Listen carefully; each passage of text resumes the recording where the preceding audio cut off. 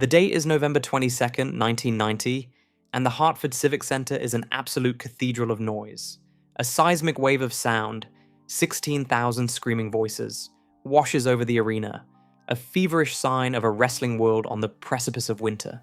This is Survivor Series, the World Wrestling Federation's proving ground, the stage where legends are not just made, but forged in the collective fervor of the masses. But for one man standing backstage, the air is thicker than the fog off the Connecticut River. He's standing at the threshold of destiny, about to participate in the most significant spectacle of his life. A moment that promises immortality, yet secretly holds the seeds of his downfall. He is Tugboat, a character whose simple, honest-to-goodness gimmick, a cheerful sailor in a red striped shirt, had made him a fan favorite. When he raised his fist and mimed pulling the cord of an air horn, the crowd's instinctive toot toot was a sound of genuine, unadulterated affection. On this night, however, Tugboat is no mere novelty act designed to entertain children. He has been selected for an honor few mid-carders ever receive. He stands alongside Hulk Hogan himself, the Hulkster, the Titan, the Immortal who once body-slammed a giant before 80,000 souls, had personally endorsed him, selecting him as a loyal ally in a pivotal main event match. Tugboat's team is stacked, a veritable fortress of fan favorites. The Big Boss Man, Hacksaw Jim Duggan, and of course, the Hulkster. Their opponents are the menacing collective led by the monolithic force of nature, Earthquake, along with Dino Bravo, Haku, and the Barbarian. As Tugboat steps through the ropes, squinting under the crystalline lights, the narrative is unmistakable and undeniable. He belongs. He is a rising star, a babyface blessed with a main event spot and Hogan's personal vote of confidence. This, right here, is the dream realized. This is the moment a star is born, not in a dazzling eruption, but through a slow, steady climb, fueled by heart and trust. Yet, even in this high water mark, an insidious undercurrent begins to stir, a whisper of the fate that often befalls the loyal sidekick. In the chaos of bodies and strikes, a planned confrontation comes to pass. Tugboat finds himself locked in a brutal exchange with his nemesis, Earthquake. This is the same monstrous opponent who had recently brutalized Hogan, sidelining him from the ring. This confrontation is meant to be a moment of heroic defiance. Tugboat standing up for his mentor, a symbolic defense of everything Hogan stood for. But the reality is that Earthquake is too much. The sheer size and power of the man is overwhelming, and the match ends not with a clean pin, but a double count-out, a non-finish designed to protect both men, but which subtly suggests that Tugboat, while valiant, is not quite on the same level as the titans of the industry. The narrative quickly shifts from the Tugboat character being a lovable hero to a new, darker direction. In the spring of 1991, the friendship that lifted Fred Ottman to the main event picture suddenly implodes. In a shocking betrayal that sent ripples through the entire company, Tugboat turns on his longtime friends, the Bushwhackers, allowing Earthquake to hit his devastating finisher, the Earthquake Splash. The crowd's cheers immediately curdle into jeers, a painful, visceral reaction to the shattered trust. This is the price of ambition. The sudden, sharp pivot that the wrestling machine demands when a new role is required. With the loyalty of a sailor replaced by the ambition of a villain, Tugboat is rechristened Typhoon, joining forces with his former rival, Earthquake, under the manipulative management of the Mouth of the South, Jimmy Hart. They become the Natural Disasters. This is the new, more credible and immensely dangerous version of Fred Ottman. The red and white sailor suit is replaced with black, serious gear. The playful toot toot is gone, supplanted by the menacing, ground-shaking stomps of a new behemoth team. This heel turn, the painful abandonment of his fan-favorite persona, is what truly propels him to the top. The momentum is immediate and overwhelming. The Natural Disasters are an unstoppable, 800-pound wrecking crew immediately dominating the tag team division. Their matches are not contests, but demolitions, their combined weight and power flattening every opponent in their path. The critics who once called Tugboat a cartoon character were now silenced, replaced by the hushed tones of commentators acknowledging their legitimate threat to the entire roster. They are the hottest, most powerful tag team in the World Wrestling Federation. In a stunning twist, the duo soon fires their manager, Jimmy Hart. And in a wave of fan adoration, they turn back into beloved heroes.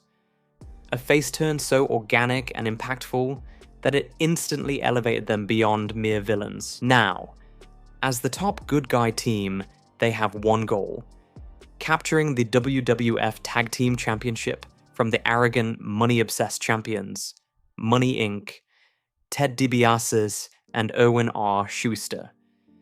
The chase for the gold becomes an emotional crusade, representing the common man's fight against corporate greed. And then, it happens. On July 20th, 1992, in the grand stage of a televised event, the moment Fred Ottman had worked his entire life for finally crystallizes. The Natural Disasters defeat Money Inc., and Typhoon, the former Tugboat, stands in the center of the ring, a legitimate WWF Tag Team Champion. The explosion of the crowd is a sonic boom of pure triumph. It is the absolute zenith of his career, the peak of the mountain. He has held the championship gold that every wrestler dreams of. He had not just survived the turn, he had triumphed. The Tag Team Championship reign, however, would be tragically brief, a fleeting moment of glory that foreshadowed the speed and callousness with which the business could discard its own heroes. The thrill of victory soon gives way to the chilling reality of professional wrestling's volatile nature. He is a champion, yes, but the storm clouds are gathering. The company is preparing to shift, and the moment his partner's eye wanders, the entire scaffolding of his championship career will begin to crumble. What price would Fred Ottman ultimately pay for this fleeting championship glory, and what would happen when the earth-shaking anchor of his success suddenly decided to leave him behind? The golden moment of triumph was tragically short-lived, serving not as a launchpad for future success, but as the final, blinding flash before a long, dark descent. The Natural Disasters lost the Tag Team Championship back to Money Inc. just a few months after winning them, but the real catastrophe was still on the horizon, moving like a cold, inescapable wave. That wave arrived in early 1993, when Typhoon's partner, the other half of the unstoppable team, Earthquake, suddenly took a leave of absence from the company. It was not a grand farewell or a dramatic exit. It was a quiet subtraction, and the wrestling machine, utterly unfeeling, simply kept moving without looking back. Fred Ottman, the man now known as Typhoon, was left adrift. With the team dissolved, his purpose vanished overnight. He was no longer a champion, no longer a major player in a top feud. He was a utility player whose usefulness had expired. The truth of the wrestling business is brutally clear. Loyalty is ephemeral, and momentum can vanish in the time it takes to sign a release form. The company that had crowned him champion just months earlier now had no creative direction for him. He was quietly relegated to the status of a jobber, a wrestler whose sole purpose was to lose, to make rising stars look good. Imagine the crushing weight of that sudden demotion. One moment you're standing on the grandest stage, a champion. The next you are wrestling in untelevised house shows in small forgotten venues, facing opponents so low on the card that their names would barely register in the annals of wrestling history. His final WWF match was a perfect, heartbreaking metaphor for his abandonment. A contest against a forgotten opponent in Tampa, Florida. It was a hushed denouement to a career that had climbed so impossibly high. A quiet fade into the background. There was no fanfare, no final curtain call, just a release. A simple, cold severance from the dreams he had chased. But Fred Ottman's story was far from over. Abandoned by the World Wrestling Federation, he was picked up by their fiercest rival, World Championship Wrestling, WCW. In the summer of 1993, WCW promised a major re-debut, a chance for a fresh start. He was meant to be the surprise monster of a new faction, a mysterious force who would shake the foundations of the company. His new gimmick was the Shockmaster, a character so absurd it could only be conceived in the chaotic mind of a pro wrestling booker. A giant man in a denim vest, covered in silver glitter, wearing a repurposed Star Wars Stormtrooper helmet. It was goofy, but the potential for shock value was undeniable. The debut was set for a live, unscripted segment on Clash of the Champions. The lights dimmed, the tension was palpable, and legendary commentator Sting promised the world that the man about to enter would shock the world. The cameras focused on a section of the set, a sheetrock wall rigged to explode with a small pyrotechnic burst. The moment arrived. The pyros went off, and Fred Ottman was supposed to crash through the wall, making a monstrous, intimidating entrance. It was meant to be the moment he finally shed the ghost of the forgotten Typhoon and established himself as the company's next main event threat. Instead, in what remains arguably the single most humiliating, unintentional, and catastrophic blunder in the history of professional wrestling, Fred Ottman tripped. He tripped over a piece of 2x4 lumber framing the hole in the wall. The impact of his fall wasn't just physical, it was soul-crushing. He went tumbling through the wall, his ridiculous glitter-covered helmet flying off his head, skittering across the floor, leaving his face unmasked, confused, and exposed, visible to the live camera and the millions watching at home. The scene that followed was pure, unadulterated chaos. His allies in the segment, including the legendary Sting and Davey Boy Smith, couldn't contain their laughter. The audio was a mess of audible gasps and strained attempts to save the moment. Smith could be heard exclaiming, "He fell flat on his arse," while a gravelly overdubbed voice, provided live by Booker Ole Anderson, yelled threats that only added to the sheer farce of the situation. The Shockmaster had failed, not in a match, but in the single most important moment of a wrestler's debut, the entrance. The Shockmaster disaster was a supernova of humiliation, a moment so instantly viral, even before the internet existed, that it became etched into wrestling lore for all the wrong reasons. His entire history, his success as Tugboat, his tag team championship run as Typhoon, was instantly overshadowed by the image of a giant man in a glitter helmet tripping over a board. The dream of a championship comeback was instantly, irreversibly ruined. The wrestling business is one of illusions and theatrical violence, but this moment was brutally, authentically real. How does a professional athlete, a former world champion, recover when his entire legacy is reduced to a 3-second, tragicomic clip of him falling flat on his face? The fallout from the Shockmaster debacle was immense, immediate, and utterly devastating. In the toxic ecosystem of professional wrestling, humiliation is often worse than defeat. The character, intended to be a fearsome monster, was now a worldwide joke, a meme before the term was even invented. WCW made a desperate, half-hearted attempt to salvage the gimmick, introducing the idea that the tripped character was actually a bumbling Super Shockmaster, the nephew of the real one. But the magic was gone. The collective consciousness had already cast its vote, and Fred Ottman, the man beneath the glittered helmet, was marked for life, forever associated with the single worst debut in history.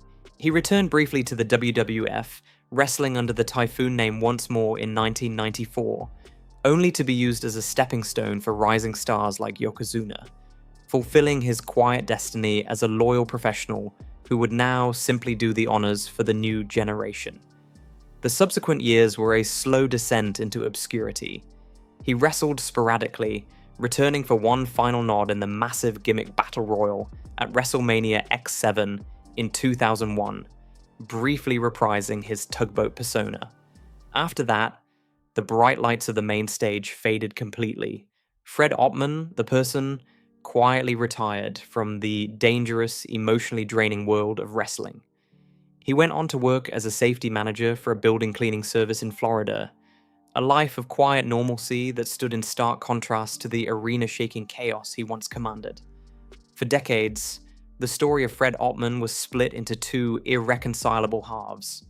The first half was a forgotten success story, a loyal Hogan ally and a legitimate tag team champion, proof that he could achieve the highest levels of the sport. The second, more dominant half was the punchline, the Shockmaster, the guy who fell through the wall. This split was the true tragedy, the professional erasure of a real accomplishment by a single, accidental moment of public failure.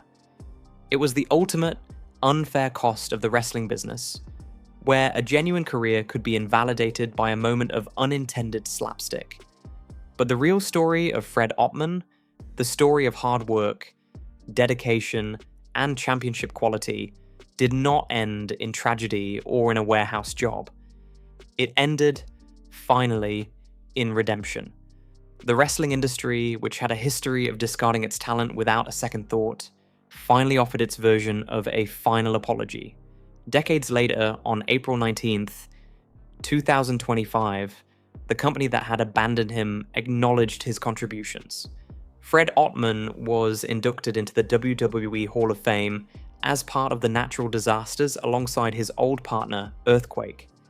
The announcement was a shock, a profound act of historical correction that validated his entire career. This Hall of Fame induction was more than just a ceremony, it was the ultimate vindication.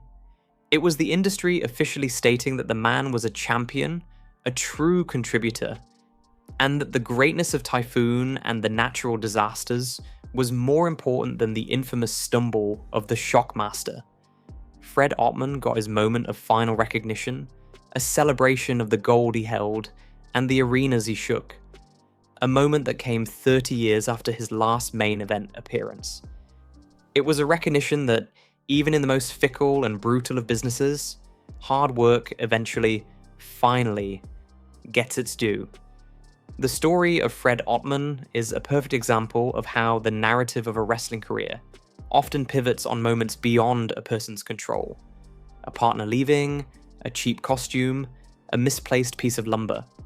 It shows that in the world of professional wrestling, legitimacy can be ephemeral, but with time, the truth of a career will eventually rise to the surface.